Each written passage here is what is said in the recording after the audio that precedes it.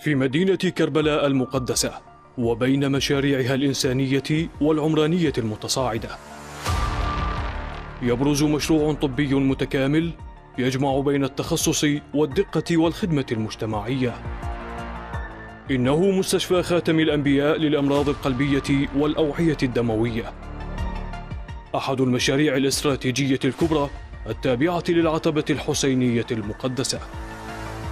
هذا الصرح الطبي لم ينشأ ليكون مجرد مرفق علاجي، بل صمم ليكون مركزاً تخصصياً متقدماً يوفر خدمات نوعية عالية الجودة في واحد من أهم وأدق فروع الطب.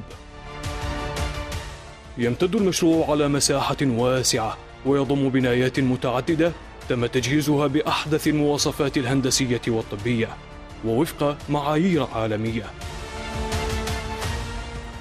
يضم المستشفى وحدات طبية متكاملة بدءاً من صالات العمليات والعناية المركزة ووصولاً إلى خدمات التشخيص الدقيقة والأقسام الخاصة بالأطفال وحالات القلب الحرجة. ويأتي هذا المشروع ضمن رؤية متكاملة للعتبة الحسينية المقدسة في دعم القطاع الصحي في العراق وتقديم خدمات طبية مجانية أو مدعومة للمواطنين، خاصة في الحالات الحرجة والمعقدة. إن مستشفى خاتم الأنبياء لا يمثل فقط إنجازاً عمرانياً، بل هو خطوة نحو تطوير الرعاية الصحية في كربلاء والعراق عموماً، وتجسيد حي لمبدأ خدمة الإنسان.